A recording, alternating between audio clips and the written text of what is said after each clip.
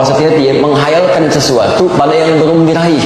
Jadi keadaan manusia ada yang disibukkan oleh setan untuk menghayal dapat ini dapat itu, tapi dia sendiri tidak berikhtiar untuk meraihnya. Habis waktunya digunakan untuk hal yang seperti itu. Karena itulah kemudian ketika angan-angan didatangkan oleh setan, turun ayat untuk menepis keadaan itu sekaligus memalingkan pada konsep yang benar. Maka dijawab kemudian konsepnya di Quran surah keempat An-Nisa ayat 32 itu. Wala tatamannau ma faddalallahu ba'dakum 'ala ba'd. Jangan pernah menghayalkan sesuatu. Lihat kalimatnya la, ya, yang bermakna nahi, larangan. Jadi larangan itu harus tegas kita hindari, jauhkan. Jadi cara cepatnya kata Quran, begitu ada hayalan dalam benak kita, la, cepat tinggalkan, palingkan. Ini enggak benar.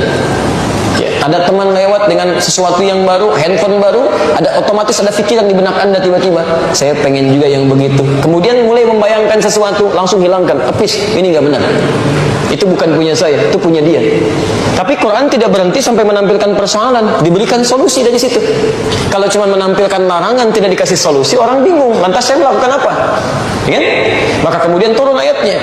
Lanjutkan. Lirrijali nasibum mimma iktasabu walin nisa'i nasibum mimma iktasabu. Ya, seorang lelaki akan meraih keutamaan atas apa yang telah dia ikhtiarkan. Demikian perempuan bisa meraih apa yang dia harapkan sesuai dengan ikhtiarnya. Jadi kalau dalam bahasa singkatnya, kalau kamu ingin mendapatkan seperti nikmat yang melekat pada dirinya, ayo berikhtiar seperti dia pun telah berusaha sebelumnya. Jadi kalau ada orang mendapatkan nikmat yang baik, mungkin dia telah bekerja keras, telah berdoa, bekerja keras. Anda ingin mendapat yang serupa, nggak usah menghayal, buang-buang energi, buang-buang waktu, buang-buang tenaga, dan buang-buang kesempatan untuk ibadah.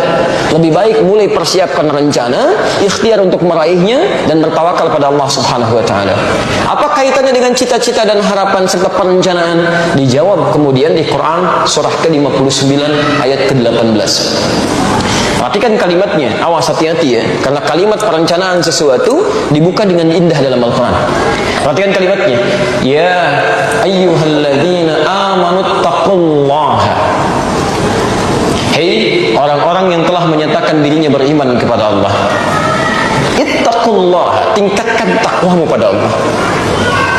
Merencanakan sesuatu perbuatan, aktivitas yang akan kita kerjakan, itu dikategorikan oleh Al-Quran ke dalam bagian sifat takwa. Diawas, hati-hati ya, takwa disebutkan, saya sering katakan, umumnya 115 kali dalam Al-Quran, itu bentuknya beda-beda. Ada yang terkait ibadah ritual, seperti sholat, baca Quran, infak, gitu kan? Di Al-Baqarah, Quran surah kedua, ayat kedua sampai dengan ayat kelimanya.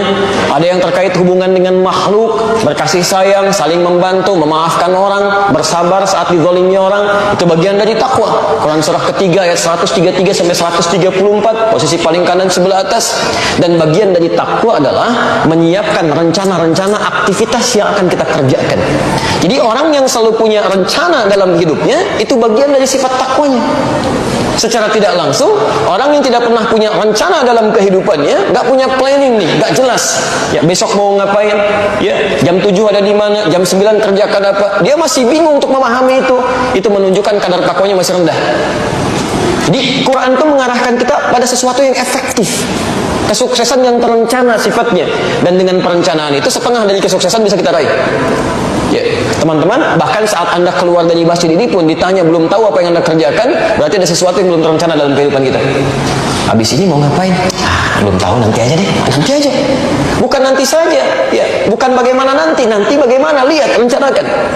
Dan ketika Anda merencanakan, perhatikan, orang beriman dan bertakwa, rencananya beda dengan orang yang belum beriman dan belum bertakwa.